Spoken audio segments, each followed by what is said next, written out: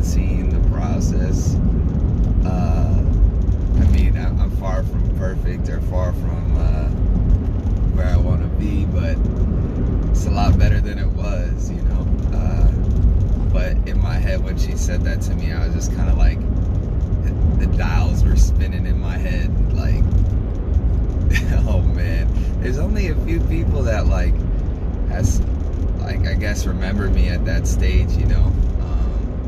And I'm so grateful for that when they check me sometimes, or like not check me but like remind me like, hey man, you've come a long way. So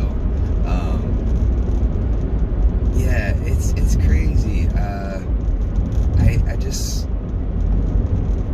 was reflecting on my life. Like, I mean, this marks 10 years of popping for me, you know.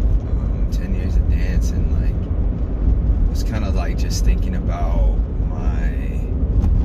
my evolution as a person outside of the dance world, and kind of like what dance did for me. And I remember, you know, in high school, like I went through a lot of hard times, but without getting into too much detail, which I'm totally open to getting into that, but psychologically, I shifted from I felt like I came out of a victim mindset, where I was kind of just like, I felt like things were just happening to me. Things were just unfolding, and in some ways they were, and that's just the way life happens sometimes. But then it's what you kind of sit in this pattern of like disempowerment, or you don't feel like you have control anymore, and no matter what you do, you know, life's gonna have its way with you. So I feel like I came out of that at some point, and I would have to say it had a lot to do with dance.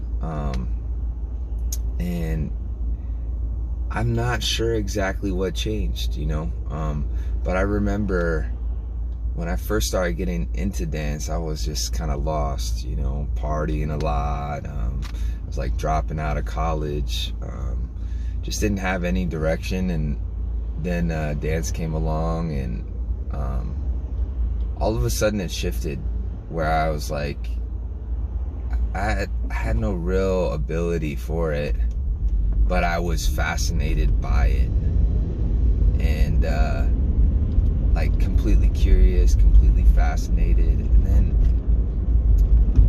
I just decided to take control, like to ask questions and explore, and then apply myself. And I realized that I think it might have just been through, you know, starting a completely new path, starting something new, where I was like, I'm gonna do this, and to slowly see the progression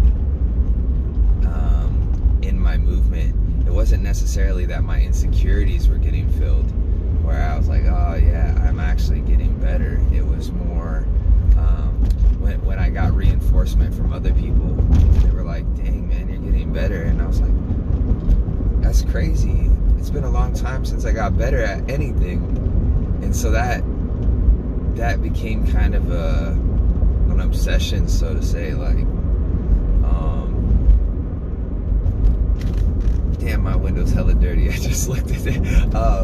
Yeah, so yeah, it just became kind of an obsession. So like the obsession with progression. Now any obsessions has its pros and cons, but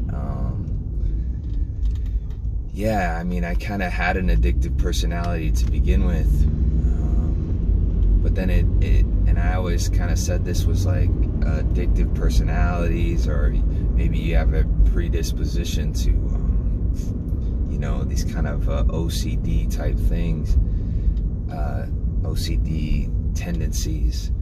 I think, you know, in a lot of ways, you don't get rid of those. And I think a lot of people are trying to, I shouldn't be this way, or I should be this way, and or people don't understand me. I think this kind of, all that is valid, but those types of people can be so powerful when you orient that type of energy in a particular goal-oriented way. So for me, it's like when I got behind that, and when it became kind of an obsession with progression, now the balance was, okay, is my obsession validation from an external source? Is this need for progression coming from an internal place? And it's gone back and forth, honestly. So to really kind of wrap it all together, I never thought I'd be doing what I'm doing now. And for me, the value of dance was not necessarily being good at it, but it was being my good at it, being my best at it, and every day the process of discovering something new, problem solving, and like pushing up against that wall of resistance. And so when that became my habit and that became my obsession, it just changed my life for the better. I was no longer scared to take on things that were uncomfortable.